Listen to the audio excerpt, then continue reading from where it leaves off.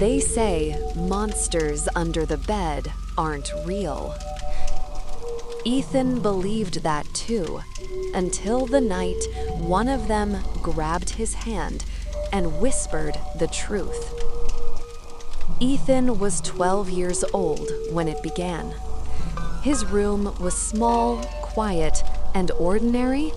At least it looked that way. But at night, when the lights went out, he heard it. A faint scratching sound from under his bed. At first, he told himself it was nothing. Maybe the dog. Maybe the wooden frame creaking. Maybe just his imagination.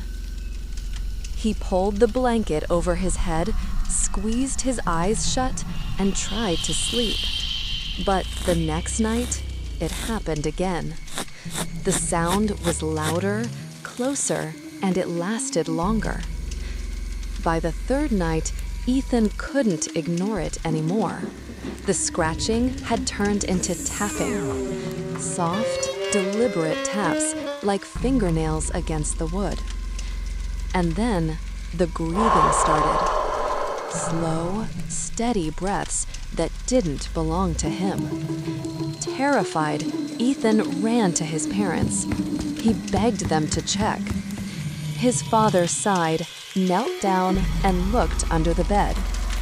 Nothing, just socks, dust, and shadows. "See," his dad said. "There's nothing there. You're too old for nightmares." But Ethan knew what he heard. And that night, the whispers came. "Ethan, I'm hungry." His heart nearly stopped. He wanted to scream, but his voice wouldn't work. He pulled the blanket over his head and stayed that way until the sun rose. The next morning, desperate to prove he wasn't crazy, Ethan came up with a plan. He left his phone recording on the floor beside his bed. All night long, it listened. When he played it back the next day, the first hours were silent. Just the sound of his own breathing. Nothing unusual. But at exactly 3:17 in the morning, something changed. A dragging sound. Slow, heavy, like nails raking across the floorboards. Then, a voice. A child's voice? "Why don't you look under here?"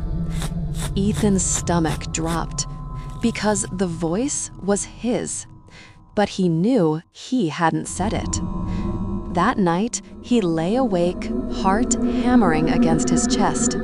He could feel something watching him from the darkness. The scratching began again, louder than ever. Summoning every ounce of courage, Ethan leaned over the side of the bed and whispered, "Who's there?" Then, suddenly, a pale hand shot out from the darkness and clamped around his wrist.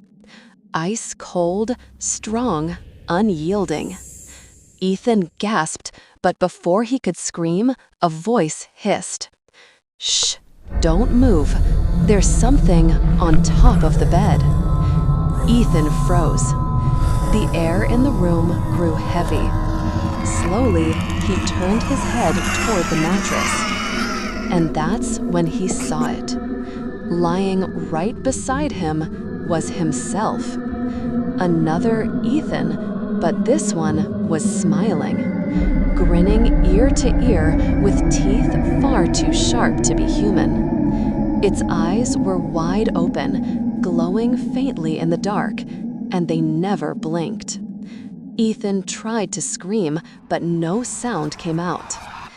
The next morning, his parents rushed in. They found him sleeping peacefully, tucked in under the blanket. His breathing steady, his face calm. Just another nightmare, they thought. But what they didn't notice was the mirror across the room. Because in the reflection, Ethan was still awake. And still smiling. Ethan never feared the thing under the bed again, because now it had taken his place.